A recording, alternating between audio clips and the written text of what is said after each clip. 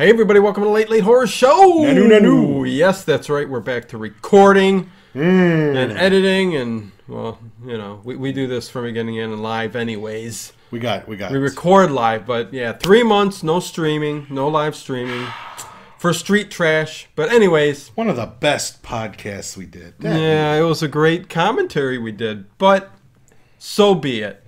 What are we going to talk about tonight? We are going to talk about the most disturbing and controversial movies. Disgusting. Some sickening, are disgusting. All that kind of sickening stuff. So, but before we do that, let me talk about a nice little, sweet little thing before we get into the disgusting stuff. What you got? Let's all put comments below and say a very happy birthday to Mrs. Ted today. Oh, my wife, her birthday. Yeah. Today. Yeah. Happy the birthday. Missus. A little sweetness before the sick stuff. Oh, and, yeah. And thank God for that woman putting up with him every day and me all over these years, right? A couple decades now. I'll tell you, I won't say how old so, she hey, is. Kim, happy birthday there. I won't do that. She's 21. And, yeah, after I just said her putting up with my shit for the past 2 decades and you whatever. It matter when she was 1. But anyways, comment below. below. We've been together for Wish 20 her a happy years this birthday. year.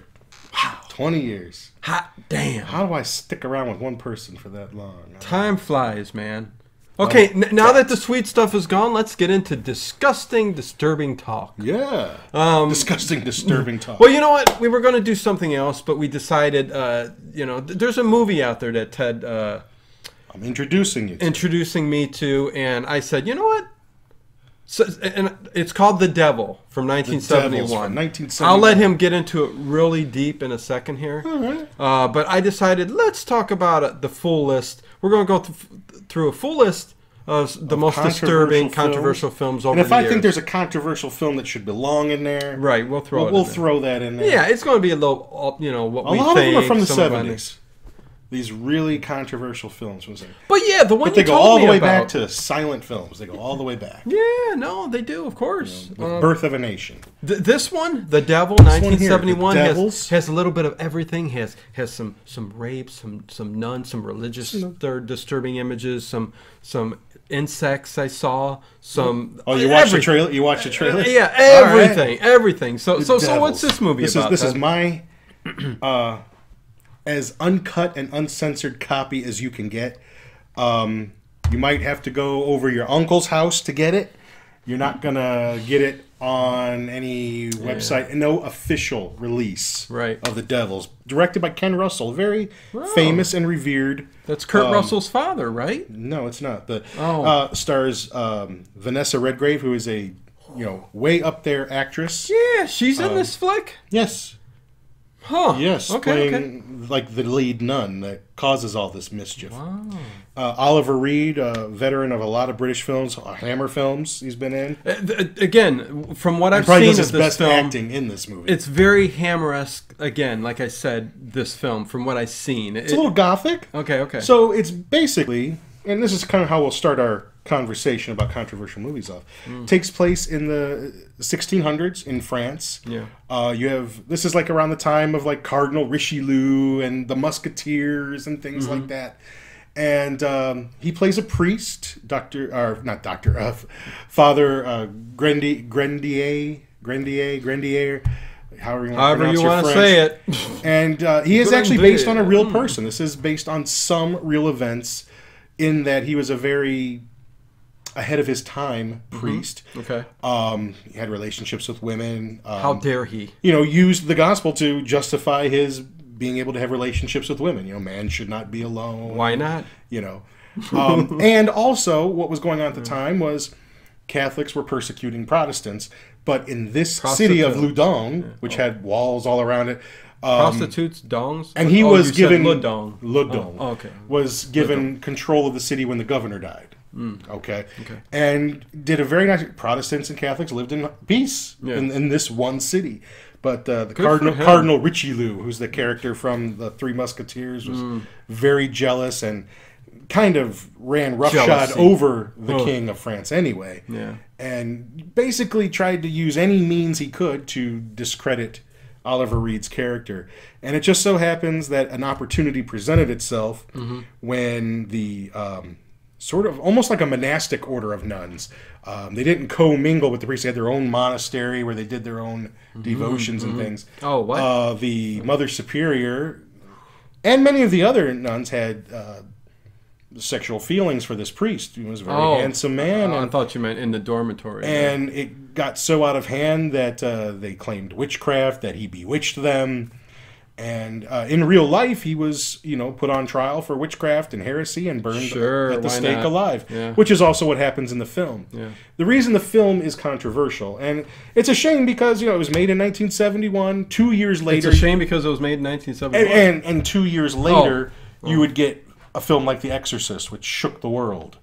Well, okay, continue. Yeah. Controversial or just disturbing in a little bit? Disturbing and controversial. I mean, that's what The Exorcist was. Disturbing and because we're going to go over a lot of different films. Where Clockwork Orange came out the same year. Yeah. Banned in England after a brief run because there was copycat violence. We're going to talk about movies that are just plain old sick. Right. Like, this is just controversial. No, there are some very disturbing scenes in it. Some of the scenes that are cut out of any official version you'll be able to buy is a scene called The Rape of Christ, where when the nuns are going through a fit of, just lunacy, and there's this really intense exorcist warning stuff we're talking about. If you're Catholic, especially, don't even bother. Okay, if you believe in the Great Fire Wizard in the sky, just maybe don't even bother. Yeah, just a warning. Maybe tune out if this stuff disturbs you when we're talking about it. But reasonable minded person and you enjoy history and art and you enjoy cautionary tales of what happens when religion gets a little bit too much power, true. This is for you. So the Rape of Christ is and you can find this footage, but for instance, it's where the nuns that just they're jiggling all around, they're naked, they're running all around. There's this witch finder general kind of guy, exorcist kind of guy, really intense character, trying to exorcise all these women. And that's not easy to do. And it's a whole monastery full of them. They're all just running around naked. Oh. Some are better looking than others. Oh. And they pull the large crucifix of Christ off the wall, and they all just start sitting on it and humping it and getting off on it. Yeah. There's even a scene at the end.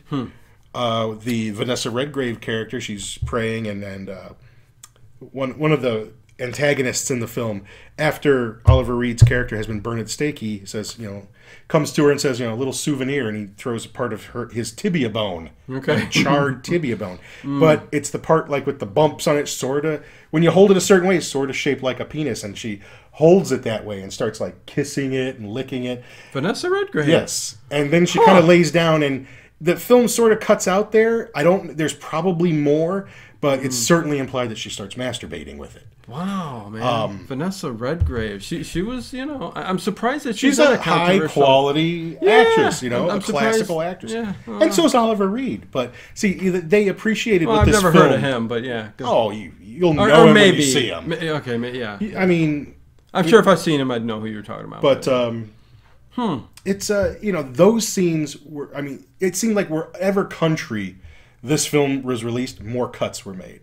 To the point where it was so butchered, you'd never see the real film. And it's funny in different countries how the religious aspect tends... Or violence or sex or, how it's... Yeah, but religion tends to get cut up in... a lot of these different countries. Well, that's what The Exorcist did, Right. Catholics almost felt like, they're going to look at us in a bad way because of this. I thought it was the most pro-Catholic movie there ever was. Here's the shit that we do. And we'll talk about that in a second. But it seems like, whereas in England, they don't care about sex so much. It's when it's mixed with violence. They have more... that's why something like Clockwork Orange, no, the violence, or anytime there's sex and violence mixed together, they have a real problem with that. Here, you just have someone walking around with their tits hanging out and people getting an uproar. Silly. Yeah. But, scenes like that were considered very disturbing, and there's even more horrible things. I wouldn't say more, but, there's... trying to exorcise these nuns like enemas of holy water. Okay. Torture. Okay. Things like that. It's not overly gory. I was going to say, there's torture scenes that, from what I've seen. But it's a well told story, and I'm riveted by this man. I was so happy to be able to find the most complete copy that there is from my uncle. Yeah. And unfortunately, you're going to have to go to your uncle if you want the movie, because you're just not going to get it. And if you know what Song of the South is from Disney, it's their one movie that they kind of wish they never made, and they don't want you to be able to see it. Right. So. Well, for Warner Brothers, The Devils is that movie. They don't want you to be able to... So, for instance, they let the BFI, the British Film Institute in England, release this film on DVD. Mm-hmm. They wouldn't give them the complete uncut version, of course. They wouldn't let them make a Blu-ray of it. They gave them only standard definition materials. Really? Okay. There's a documentary on the disc that aired in England called Hell on Earth. And in that documentary... This is riveting. In that documentary, they put that Rape of Christ footage and the masturbation scene in there. Those were in that documentary. And that's the footage they used to make this fuller version. When they went, but Warner Brothers has rights to the footage, and they said you can't even use that footage in the documentary. You have to take that out. So they just totally don't want it associated with so the that documentaries with the, because there is an official DVD you can buy from the UK if you're region free. Yeah. And the documentary's on there, but that footage has been excised, and they've put like extra interviews in there. So you can't even. Whereas you used to be able to see it, now you can't. So they want to bury it completely, and they won't release it here. It had a very cut up release here. So that's just how I kind of wanted to start the conversation. We're going to get into some more disturbing films. Yeah, and to some people this may be disturbing, but it's well worth a watch. It's one of my favorite movies, and it's even more so now that I've seen it more the way that it's supposed to have been seen. But a lot of these films, they might get banned, they might be controversial, but I don't think they suffer the same fate as a film like this. Yeah. Where it is so butchered, and it's a pretty revered director, Ken Russell. He's made films that lots of people love. Right. And now that he's passed away, there's really no one to champion putting this all back together and releasing it for people to decide for themselves. Because you're grown ass people, and you should be able to decide for yourself. But and people like Guillermo del Toro have slammed Warner Brothers for chopping it up mercilessly. So, and lots of, even Joe Dante's a big fan of the film. I mean, people that we really like. And so that's how I'll start the conversation. Okay. It's going to be interesting for me to watch it because, I mean, I'm thinking most, controversial films, you've said some things I've seen even in the trailer. I'd be curious how far they go with pushing the boundaries on this I think the parts that they cut out would still bother people today. Yeah. Okay. Okay. So let's flip right on over to another one of the most classic. We are going to get a little bit darker and sicker as we go along. Films. Probably right after this one. But how about let's talk The Exorcist a little bit. All right. Just because also 1971, also Warner Brothers. Yes. I mean, has a storied little history. Girl pissing. And actually a 12-year-old girl acting in the film. Linda Blair. Little golden shower action going there on the carpet. And that was some yellow pee, man, and a lot of it. It should have been more clear. But anyways, and then the whole cross scene, jabbing in the old private area down there. It's very intense, horrific film. I mean... And very disturbing. And that's the one movie that is disturbing and scary. To me, and in my mind, I sit there and look and go, "Oh my god!" And even if you're not a religious person, it's still a frightening film. I know some people who aren't, and they say, "that movie's done." I don't believe in that stuff. So it's right. But I mean, you could just growing up as a kid and thinking, "Oh my god, it's possible that you could be possessed." I mean, it scared the living daylights out of me. So it's just such a well put together film, and it's people. So many people died during the making of it. A lot of freak accidents, lots of controversy, things like that. Yeah. And it's just kind of funny, that a film like The Devils is buried, but The Exorcist, that took off. And it's Warner Brothers has to approve scripts before films are shot. Of course. So, and that's one thing that even Ken Russell had said. It's like you approve the script. Yeah. And that said, the Rape of Christ and the masturbation scene, all these other scenes. But then when you see it, sometimes it's just oh God, no. Yeah, they're okay with pushing the boundaries, but when they actually see it, they're like, no. I don't know about The Exorcist. I don't recall there being much pushback, and maybe because the novel was a #1 bestseller. I mean, it was hype. Peter Blatty, and I mean, the film was made like a year after the book was a #1 hit success. The Devils is based on an old Aldous Huxley novel from way back when. It takes place in the 1600s. Who wanted to see that? Yeah. But, it just goes to show. Clockwork Orange came out the same year. Yeah. Trimmed in other countries, banned in some countries because of the violence. Yeah. We watch it now and you think, what's the big deal? But the subject matter is disturbing. And the violence at the time was disturbing. Clockwork Orange, rape scenes again. And yes.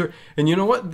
The whole torture kind of, eyes open and forcing the criminal to see the disturbing images, the violent criminal...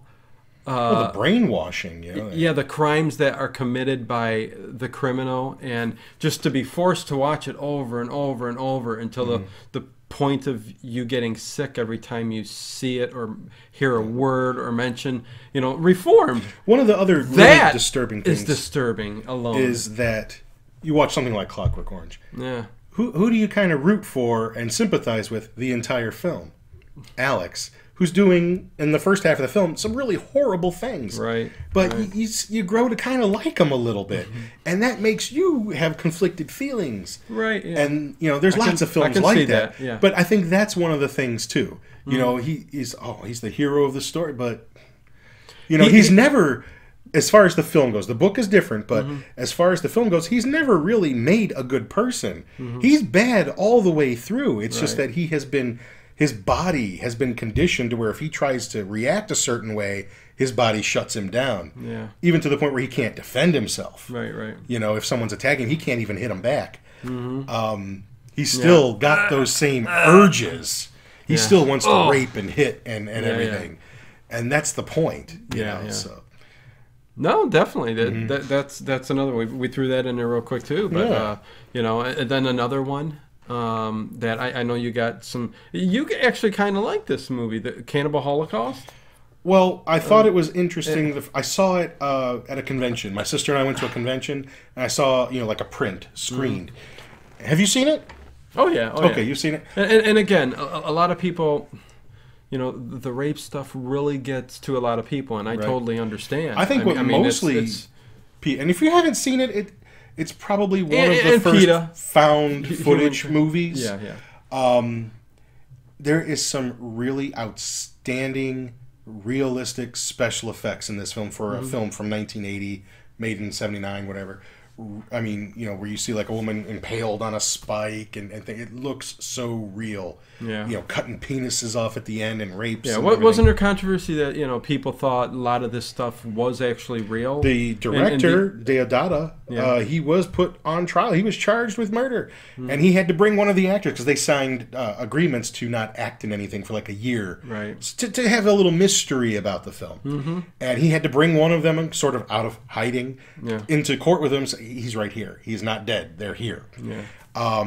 But he did get fined for the animal cruelty scenes in it. He claimed that, these animals were all eaten, but like a muskrat is just gutted alive. A turtle is disgustingly dismembered. Yeah. Pigs are shot, things like that. Yeah, even though that is kind of a normal survivalist type thing that happens out there. I mean, we got deer hunters that go out there. You shoot that deer, you got to skin them on the spot, take all the organs out, make sure everything's done properly. But when you see it on screen and done in a certain way. For a movie. It's wrong. It's not right. Kill to eat, not kill to enjoy. Right. I mean, supposedly they ate them, but still it was for a movie. But, same, turtle soup. Even the natives that are in these were real natives, but they were kind of exploited. They were bought off with little trinkets and things and like. So I enjoyed it for what it was the first time I saw it. I don't think I'd ever want to watch it again. Right. But I mean, I'm glad I saw it. It's hardcore and it was interesting. but I don't need to see it again. There's nothing redeeming in it that I would need to see again. Yeah. It's not a Citizen Kane type film. That's it's not a feel-good movie. No, not a feel-good comfort movie. No. But well made for what it is, and succeeds in doing what it sets out to do. Right. Yeah. I'll give it And my friend CP from Willis Greedia just did a video on this. He's got a series that's out. And he just did Cannibal Holocaust. Go check his channel out, Willis Greedia. Most of you guys probably know who he is anyways. He's part of the channel, and I'm part of his a lot of times doing stuff. But very good stuff. He takes the sickest movies. He's done Salo and a Serbian film, which we'll talk about in a second or two, very quickly. Dude, you didn't need to watch that movie. But, so let's move to another kind of disturbing, very disturbing film, but for the day. And I can't believe it spawned off as many movies as it has and remakes since I Spit on Your Grave. Yeah, we rented that back in high school in the day, long time ago. Yeah, I mean, first of all, you back in the day, you look at the cover and you see this hot chick with her butt sticking out, and you're like, not the chick in the movie, right? She's a skinny little thing. Yeah, but you look at it and you go, "Oh, this is going to be a good horror flick, man," because you're not reading what's going on here, and so you're looking at the cover, and then you might browse for. But no, they're grabbing it. You're going home. You're getting ready to watch it and stuff like that, and just one of the most disturbing rape movies.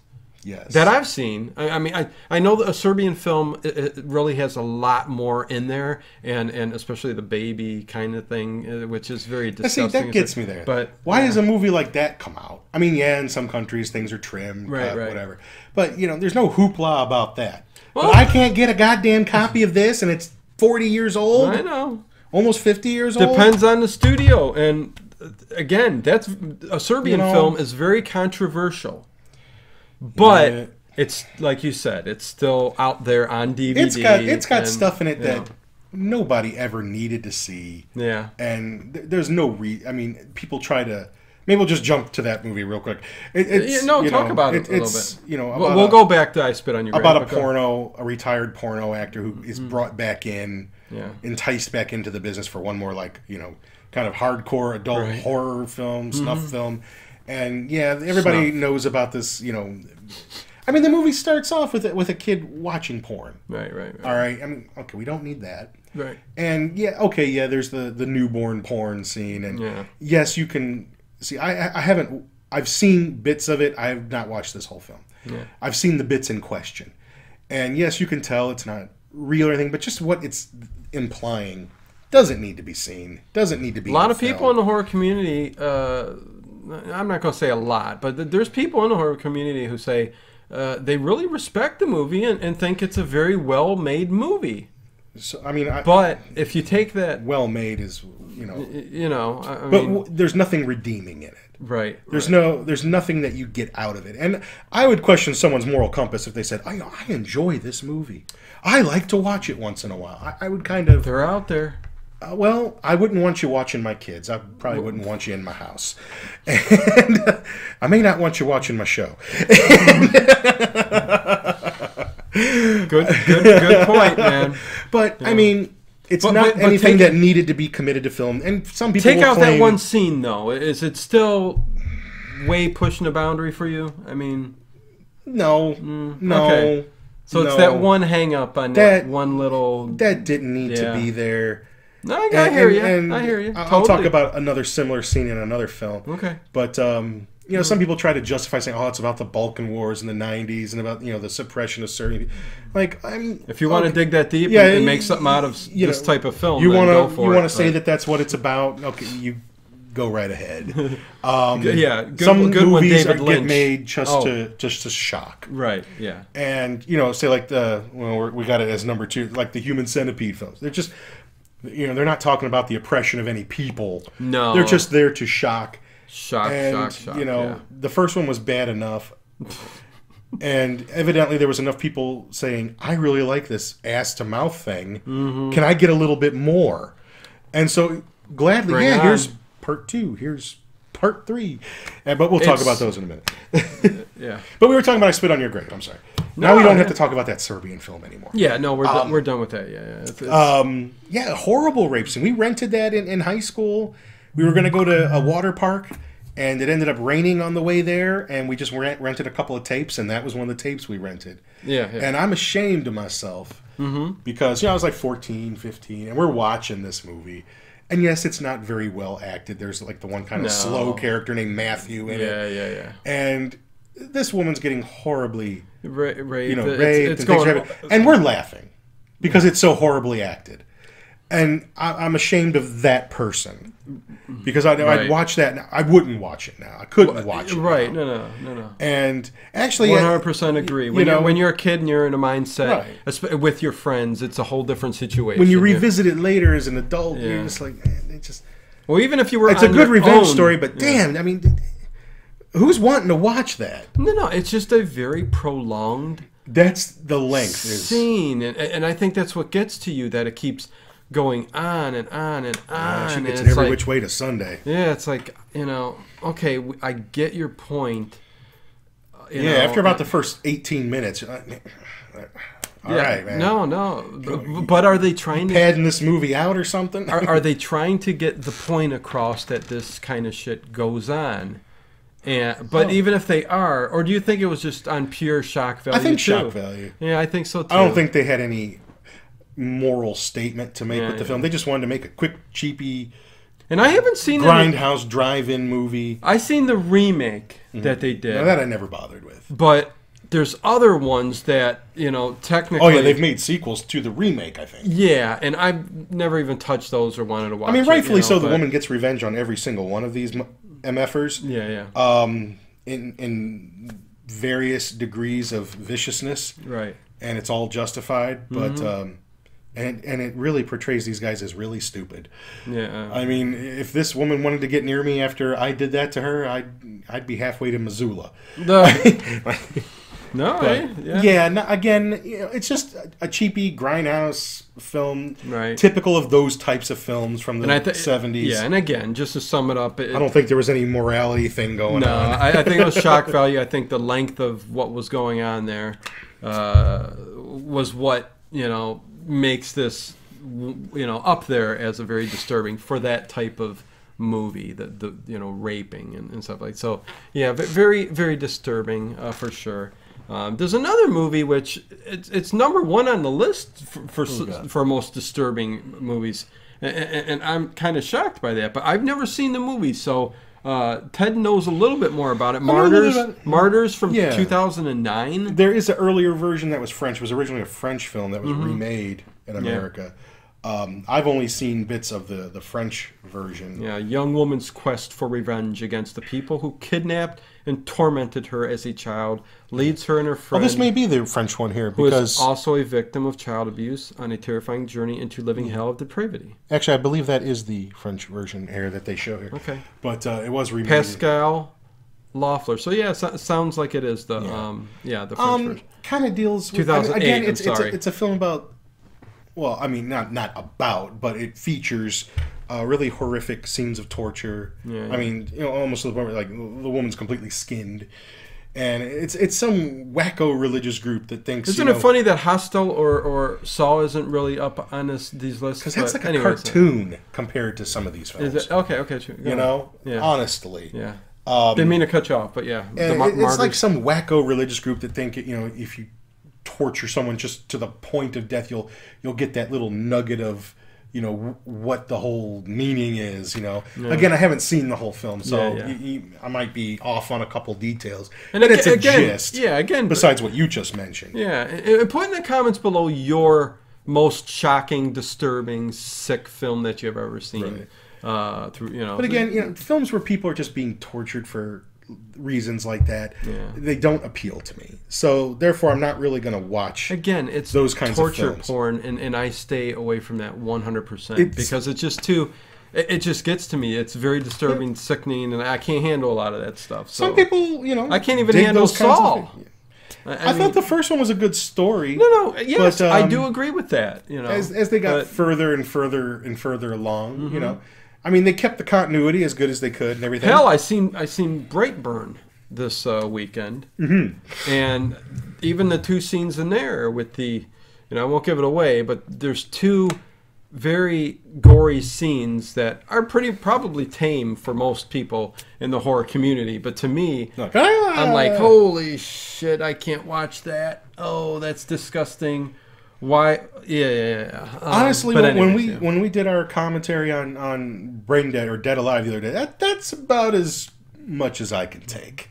Well, see, that's like my threshold. Can I say this though? See, that doesn't bother me because it looks funny. And it looks fake. It looks fake. But you still go, oh. When things are all red. That's about as gross. But when they make things totally 100% realistic looking, to the point where you can't tell. Yeah, it just it gets you up here and you're like, there's enough. What am I looking at? And maybe some of you guys that dig it, I mean, maybe you have families, maybe you don't. I will say, at least in my case, probably Dino's case too. As soon as I had kids, man, that whole thing changed it affects for you. me. Yeah, it affects I can't even watch that stuff. I can't even watch movies where it's a child looks realistically upset. Yeah. I mean, I'll turn it off. I know. Movies that I liked before, like City of the Lost Children, that kid getting scared by those Santa Clauses at the beginning just upsets me, and I can't do it. No, I get turn it right off. I get you, man. And I used to love that movie. I can't do it no more. I hear you. So, but yeah. Not a whole lot of redeeming stuff in those types of films. And number 2 on this list here looks like it's another one. Yeah, on this list, number 2 is The Human Centipede 2. Yes. But we could lump them all in the same category. My 1, 2, whatever. Was that I didn't see 2 first, but it's because of 2 that I watched 1. My sister had seen the first one. Your sister got you on The Human Centipede. I guess it had a very brief kind of run in theaters here, like maybe like the Art House. And she missed it, but it was also on pay-per-view. And she said she didn't have cable, but I did. Yeah. And she's like, hey, if I give you the money, can I come over and rent this movie and we'll watch it? She's like, but you got to see the first one. I watched the first one.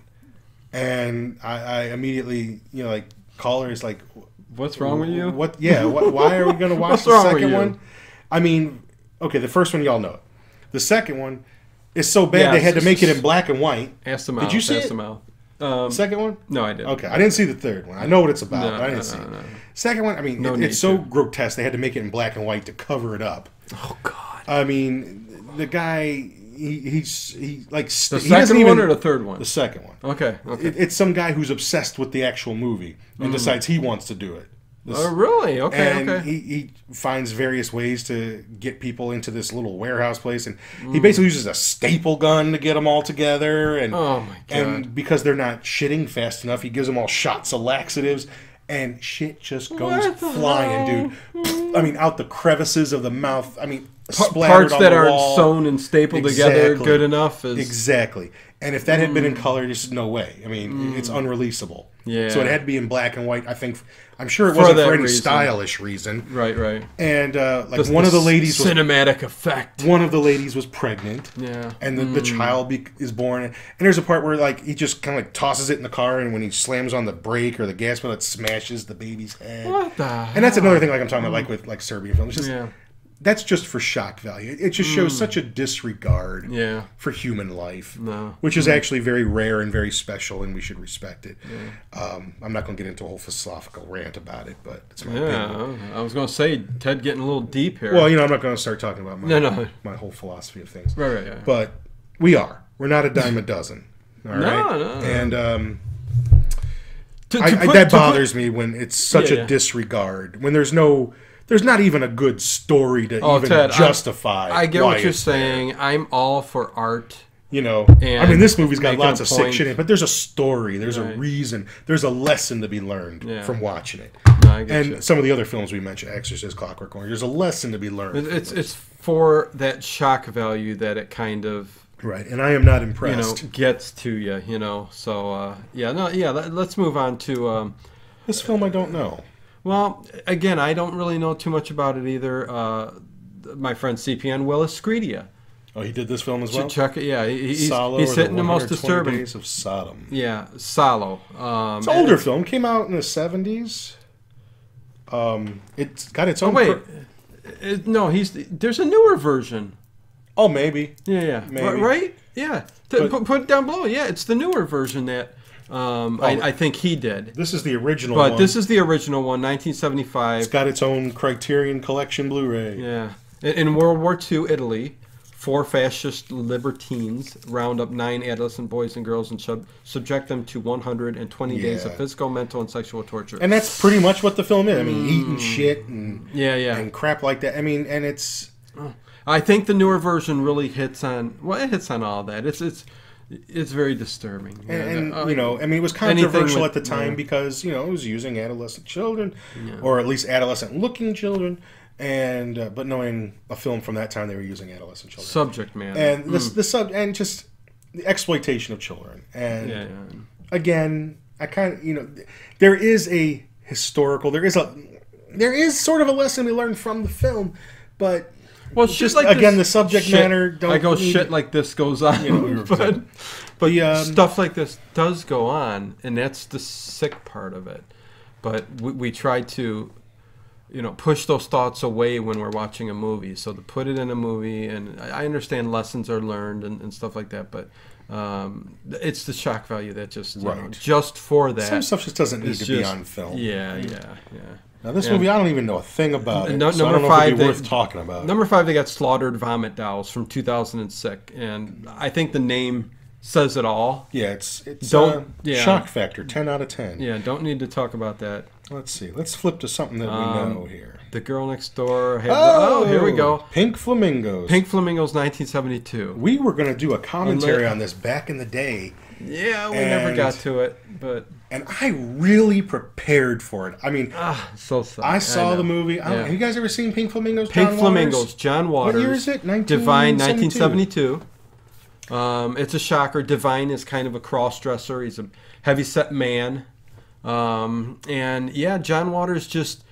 These kind of early works were just... There were a couple other ones I forget. Female Trouble. Which is... You know, Multiple Maniacs. Yeah, that's another one. Another one with Divine. Female Trouble was, though, another very... Oh, my God. I went to see this movie on its 25th anniversary revival. I couldn't get any of... And this is when I was starting to get into film. Yeah. And I couldn't get anybody to go with me. I probably asked you. I asked other people. Nobody would go with me to see this movie. And so I went by myself at midnight. And everybody... No one else is there by themselves. And... Everybody. And so I started watching, and after a little while watching, I'm like, what the hell is this? People are laughing and this is quoting the lines in the movie. Quoting the lines, yeah. And I was like, oh my, the toe sucking and dick sucking. I like every now and then I like to pop this in, maybe every 10 years. I like to pop it in just because. I watched it and I was like, I don't think I'm going to watch this again. Yeah. I might not either. I mean, you know, it's. Except maybe the butthole going out, in and out part. Oh. Okay, this film, Divine, okay. The filthiest person alive. Filthiest person alive. Takes an actually, and it's in frame because you know it's real. Oh, yeah. The dog poops on the cement, and Divine's sitting there waiting, and picks it up, puts it in his mouth, and runs off. It's so sickening because you know it's real. It's real. Oh, it was 100%. And even says in the movie, "What you're about to see is the real thing." Yeah, the way they say it. Yeah, and they got a naked guy who's puckering his butthole in and out. Very, very whacked out scene. What about the old lady in the baby crib? You know, her mom in the movie. Oh, Eggman! Oh yeah. Where's the Eggman? There's an older woman his mother she's in a crib. Yep. And they bring her eggs and food. Yeah, it's just. Or when Cotton's having, or what's his name? Is that his name? Cotton. The son. He's having sex with that one woman, and then the chicken's in between them. They bring a chicken in between them while they're having sex. Yeah, hold this goddamn chicken, and the chicken. You could tell the woman is repulsed. Oh yeah. And the chicken is scratching her. Yeah. Oh yeah. And in the interview on an interview with John Waters, he's like, I don't know what people get so upset about. It's like, and this is a very flamboyant homosexual guy that is very, he's respected now. And he even says, I don't know what people are complaining about. It's I don't know about respect. Whatever. He's done some respected. Okay, yeah. He says, the chicken got laid, and then we ate it. It got to be in a movie. It got laid. we ate it. Oh my god! Another Divine goes into the store and gets a slab of like steaks, like big, puts them between her legs and walks out. Again, just recapping some disturbing things in there, but disturbing to make kind of a vagina kind of thing going on there. That was. I couldn't believe I was watching this movie. And the she-male that was sitting on the fence that, flashed itself and was whipping out the wiener. And remember the flasher? He's walking. The guy's walking around flashing. He's got a hot dog tied to his penis. Yeah, and more comical kind of definitely disturbing comedy, stuff.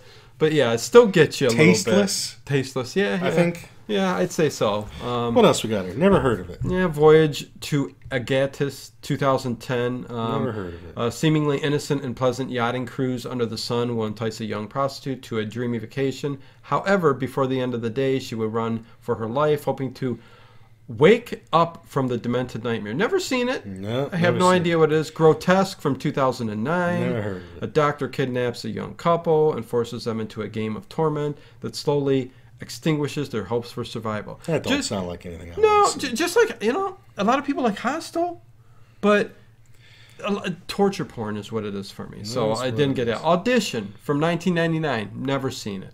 A lot of things I haven't seen. Antichrist I've seen. Antichrist 2009. A grieving couple retreats to their cabin in the woods, hoping to repair their broken hearts and troubled marriage. But nature takes its course, and things go from bad to worse. Yes, in this Lars film, von Trier directed it.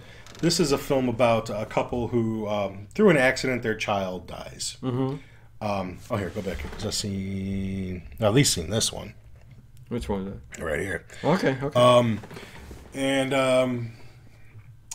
Willem Dafoe's character, he's a therapist. Mm-hmm. And so he decides he's going to help his wife. Okay. So they do go out into a remote cabin out in the woods, and things go. Therapy. It's just very, just the course that the relationship and the film takes gets disturbing. Not like torture porn or anything like that. Just disturbing subject matter and the course that the husband and wife takes, how their relationship goes in that. Again, Lars von Trier is he's a filmmaker you either dig or you don't. Some of his films I thought were really good. I liked Dancer in the Dark with Bjork. Yeah. You've seen that? Yep. That's a gut-wrenching film. Yeah. A musical, hard. But right. It's especially the end. What is it? Breaking the Waves, I think it's called. Never seen it. And then he did the one with Nicole Kidman, Dogville. Yes. Where it's like all pretend, like not even like real houses and things. They all pretend to open the door and very sparse type of acting. Yeah, rape scene there with Nicole Kidman too. Yeah, how dare they? But he's known for that putting film his. I could watch though because of Nicole Kidman. But he's known for putting his female actors through a lot of crap, and almost to the point where a lot of people won't work. I remember Bjork said, "I won't even act again because of because of him." I think Nicole Kidman did say that he was the toughest one I've ever had to deal with, and she deals. She dealt with Kubrick. Yeah, she and she likes to tackle stuff like this that push her limits. Mm-hmm. But I think she even said that this was a little too much. Well, even to the point where they made a sequel to that film. I forgot what it was called. Manderley. She's not in that. Her character is, but she's not in it. No. Yeah. But anyways, what do we got here? You said you've seen Irreversible. From 2002. Reason I saw this film is because it was around the time that Memento came out. Yeah. And this film sort of used the same gimmick of telling the story backwards. Mm-hmm. And it is about a woman who's raped and the guy who's going after the guy who did it. Yeah. But it starts off with when he finds them. Mm-hmm. And it takes place like in a sort of like a gay club or whatever. Okay. And I mean, you see people fisting each other in there, but what's so brutal is when he finds the guy. I mean, it looks so real when I think it's a fire extinguisher he uses, and he's beating the guy's head, and you just see it literally from a normal human face to just caving in. Really interesting effect, but brutal violence in that film. Yeah. Controversial for that reason. Anything that we haven't touched on that you had on your list of like very disturbing flicks? Mine usually deal with more films that are maybe controversial due to their subject matter, not necessarily because of violence or how gross they are. I mean, I would say even a film like Texas Chainsaw Massacre, the original, was banned in some countries because of perceived violence and gore in it. When you watch that film, there's next to no blood in that movie. There's hardly any blood in that movie. Sometimes you don't need blood to create that, that very much realistic, like disturbing kind of. I mean, very much like a good Hitchcock movie, or a good old-fashioned horror movie. It happens off-screen, and your imagination kind of takes over. Oh, yeah. Now, while Texas Chainsaw certainly has some disturbing scenes in it, none of them are particularly graphically violent. It's just disturbing what it's about. But there's not a lot of graphic violence in it. No. But you perceive, so many people when they walk out of that movie would say, oh my God, it was the most violent, so much blood. But there wasn't. It's just that your imagination, perceives those things. Woman held captive, what they did to her, around the house. And I mean, it's... People perceived a lot more violence in that film than there was. Right. Just because their imaginations took off. Yeah. That's a good horror film. It's not one that I revisit very often, but it's effective. And for that reason, the way that it was made lets your imagination do a lot of it. Yeah. Do you remember, what year was it from? Or even a film like Last Temptation of Christ, where people were picketing theaters. Yeah. That got released here in the Cleveland area. Passion of the Christ was that one too. Little controversial. I don't think people were picketing it. No. Well, maybe in some cities. But I remember here in Cleveland, there were people picketing Last Temptation of Christ. People who hadn't even seen it. Yeah. And depends what year a movie's brought out. How Yeah, that was like '87. I mean, Martin Scorsese. Willem Dafoe again. Yeah. Harvey Keitel playing Judas with like a New York accent, not a good choice. But the film itself, what people had the problem with is that, of the things that it depicted the Jesus character doing, but what people fail to understand is it's a story telling you about what if, Jesus had been, succumbed to temptation at that last moment to live his life as a normal person. What would he have lived like? Right. It was that's all just like a dream sequence. It's a what if. And if anything, it depicted him as more human. Right. And why not? Because that's what he was, a human being. Was he? And, no.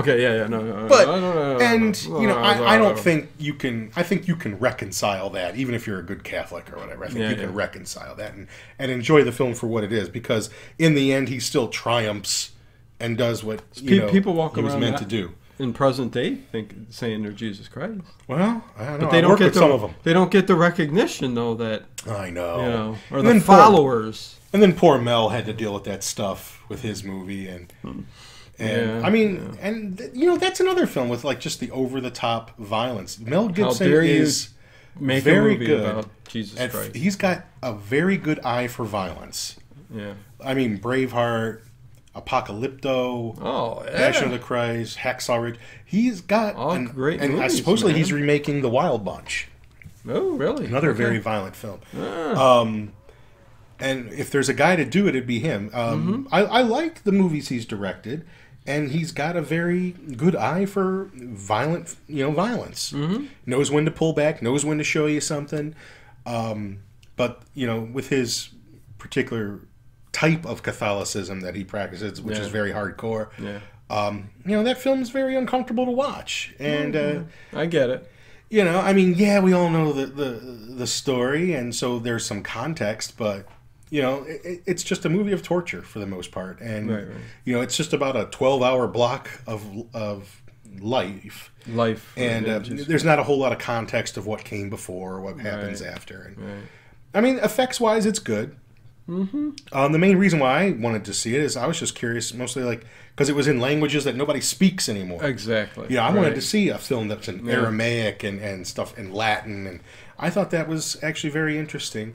And I thought the scenes with Satan were really cool. Those are probably some of my favorites. I'm not a religious person or a Christian person, so I don't have any reason to revisit it. Yeah, I was surprised on how much the language itself and not knowing what they're actually saying didn't matter whatsoever. Right. Originally, he didn't want there to be subtitles at all. Right. Just watch the film. Yeah. And I didn't have the subtitles for it. I just watched it.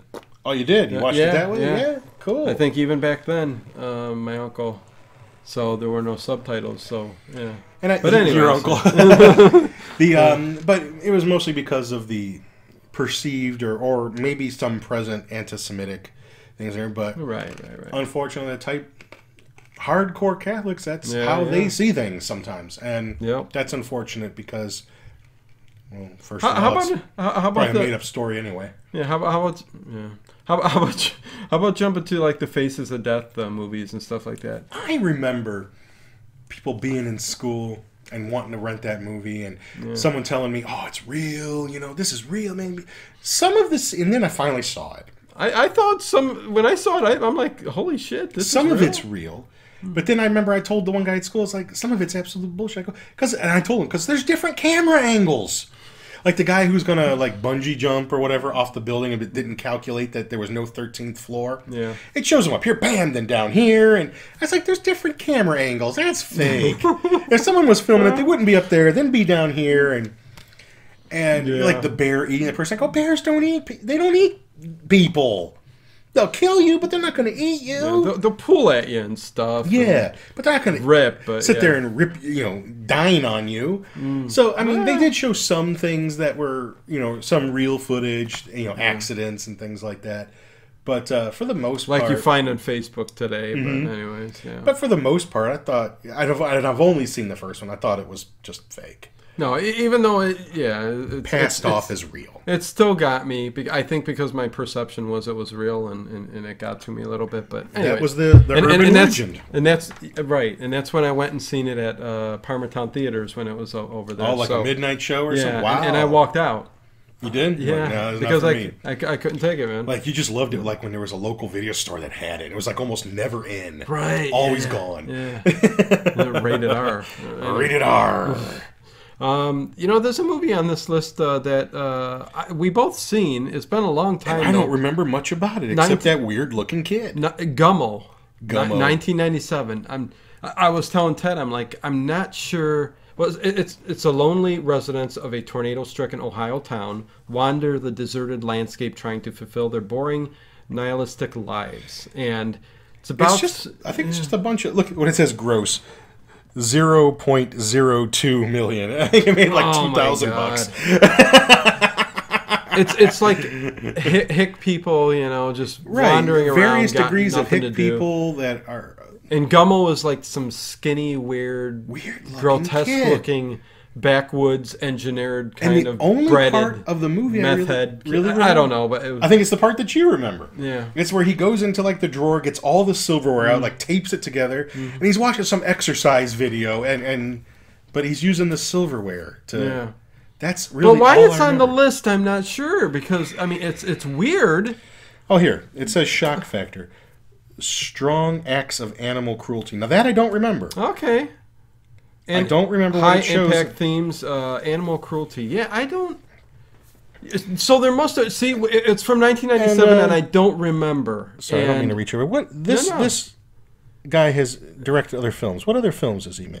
Oh, he did Kids. Oh, that's right. Yeah. Kids, and then Spring Breakers, which some of you probably just saw, so you could see Selena Gomez in a bikini. Yeah. Who gives a damn?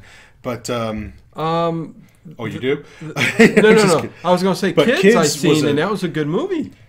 It is, but it's just so.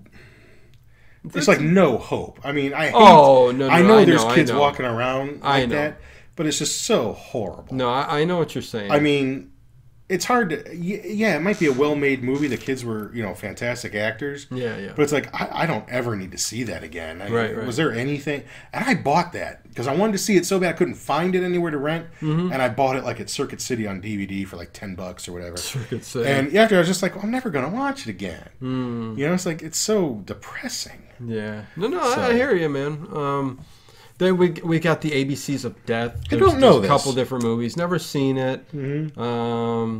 Yeah, I mean, 8 out of 10, strong violence, blood and gore, sexual themes and nudity. Nudity. Cold Fish, Never 2010, never seen it. Looks like it's a foreign movie. I think it's about one of my ex-girlfriends. When Siamoto's teenage daughter is caught stealing, a generous middle-aged man. It's always one of those generous middle-aged men. Helps resolve the situation. The man and his wife offer to have Siamoto's troublesome daughter work at their and it continues Ringu, which is the Japanese version of The Ring, which I saw. What's this? I strong horror themes, disturbing imagery. I mean, nothing. Okay, well, nothing here. Yeah, here, let's get to one. The Last House on the Left. That's the remake, not the original Wes Craven film. Right. I would say the Wes Craven film is way more brutal. Well, and it's... And I think that was his first full-length feature film. Yeah. That he directed. And it's from the 70s, right? I mean, I can't remember 72 exactly. Yeah. So it's another film that I watched once, mostly... And see, the thing of it is, I would watch a movie it's that grimy back in the day, 70s feel to it, yeah. When I was getting into film and filmmakers. And it was people like Quentin Tarantino and David Lynch that got me into, and Stanley Kubrick that got me into that. And so, yeah, I was, you'd watch like the Wes Craven films. And, I watched it because it was a Wes Craven film. When in reality, if it had been directed by somebody else, I probably would have no interest in that movie. And that's what I would, and so now I'm kind of back to that. Yeah. I don't care who makes it. If it's not something, if the idea of it doesn't interest me, I'm not watching it. I mean, it could be unfortunate Stanley Kubrick. Every movie of his interests me. Right. But, it could be like a Quentin Tarantino movie. And if the subject matter doesn't interest me, I won't watch it. Yeah. Now, most of his films I've liked to watch, but some of them interest me less than others. And the same goes for, like Alfred Hitchcock or any other great director. I may give it a chance. I get what you're saying. I get what you're saying. Yeah. And even now, someone will say, "Oh, it's a great horror movie. This is a great horror movie or a great science fiction movie." But if the premise doesn't interest me, or if I start watching it and after 45 minutes I'm not engaged, I turn it right off. I go on to something else. Yeah. And I've really been known to do that. I'll give a movie 45 minutes, and if I'm not interested, off it goes. Yeah. I'm not wasting my time anymore. No, I hear you, man. Yeah, we got the Hostels, the movies there. Old Boy. We got Old Boy. Did you see Old Boy? 2003. I have not seen it. I know all about it, but yeah, go ahead. This is a Korean picture.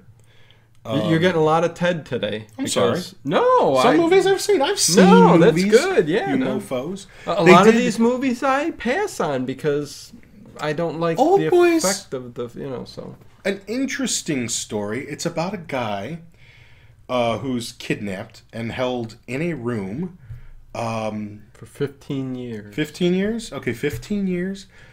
I mean, all he has is like a TV. And periodically, that's hell. That's disturbing. He's fed through a little hole.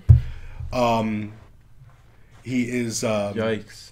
He has a TV to see the outside world a little bit. No mouse as a friend or anything. Nothing like that, man.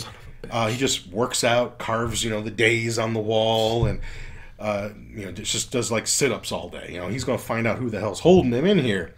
He's gassed 15 years. In a room. Wouldn't there be one day where you stop carving, though? Well, I mean, like take like his nails and hair. Every once in a while, he's gassed. When he wakes up, his nails are trimmed, his hair's cut, his beard's cut. He has no idea who's doing this to him. And then one day, he's just mysteriously released. He's gassed. He wakes up. He's like in a trunk. Gets out of the trunk. He's out in the middle of nowhere. And he's given a few little things to try to start figuring out who did this to him. And I won't give away everything, but the guy who did this to him is someone who knew him as a child and basically is kind of controlling every move he makes to get him to a certain point. And one of the things that the film's notorious for is this scene where he goes into a restaurant and he... like sushi bar or whatever, and tells the girl at the counter, what do you want? He's like, I want to eat something alive. And there's a squid in a tank. And this actor really takes this squid and eats it alive. And it's wrapping around his arm, and he's just... not as gross as it may sound, but he is eating it. Yeah. And, but it's not a bad flick to watch if you're interested. I mean, it's a mystery, keeps you kind of guessing. You know, there was an American version done too with Spike Lee. I think maybe someone. Okay, maybe Spike Lee directed that, or I with forget. What's it? Brandon Walsh, not Brandon Walsh. Brandon from the Goonies. Yeah, I forget his name.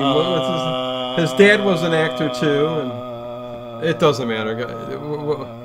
Correct us down below if you know it. But damn, you know he plays Thanos in the Avengers movies, and I can't think who it is. I forget his name. We might think of it as we go. Josh Brolin. Josh Brolin, that's right.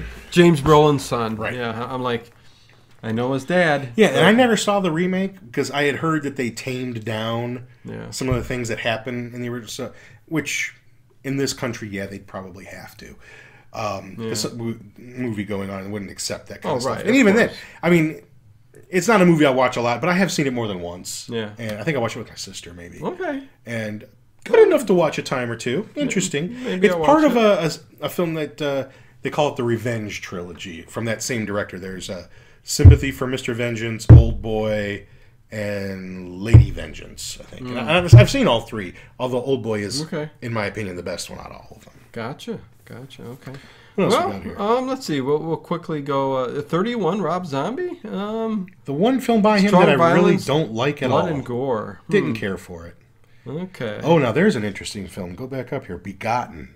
Okay. 1990. Yes. Fantasy horror. This is Strong directed. Themes, disturbing imagery. This is actually a silent film.